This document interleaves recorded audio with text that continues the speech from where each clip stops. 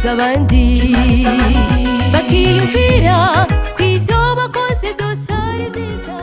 Kanya rero nkuko mubibona nagomba menyeshe abatwumva n'abadukurikirana ku mateleviziyo aho bari ko Light Choir yashize ku mugaragaro DVD. Iyi DVD nkuko namaze kubivuga ifise umutwe w'ijambo arivyo twakwita titre urubanza. Imbere yuko mbandanya nagomba ndabasigurire ndanabakundishe kumviriza no gukurikirana indirimbo ziri muri no DVD kuko nkuko mwavyumvise zifise umutwe w'ijambo uvuga ngo urubanza twitegura vuba rugiye gushika aho Yesu Kristo data wa twese agiye gucira imanza umuntu ari we wese ari kuri ino si, kandi izo manza ziko zitegurwa zaratohojwe hasigaye akanya gato kugira ngo zisomwe. Tugahamagara rero umuntu ari wese kwitegura kugira ngo ntazoturumbukirwe n'ubwo rubanza kuko imbere ya data wa twese nta kamwana wa mama cyangwa nta giturire. Ivyo wakoze bizoshirwa ku mugaragaro hanyuma uronke impera ihuye n'ivyo wakoze imbere y'Imana.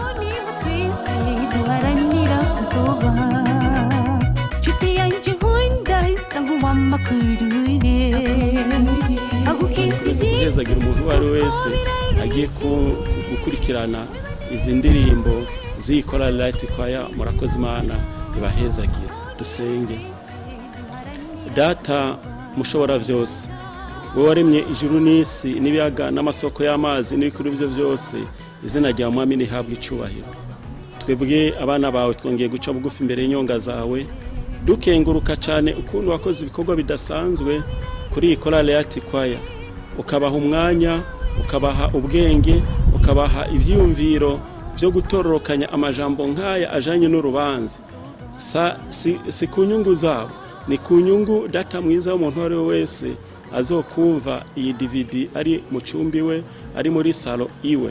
Ndasavye mpemu w'Imana azururuke azobe muri no DVD kugira ngo umuntu wese azumva ya majambo azomutume guhinduka, azomutume kwikubita agashi, azomutume yitegura ibijanye n'ibikorwa vyiwe abiringanize neza kuburyo atazotsindwa n'urubanza.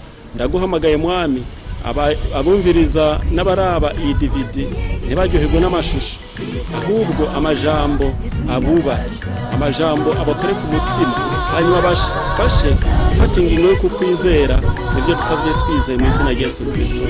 Amen.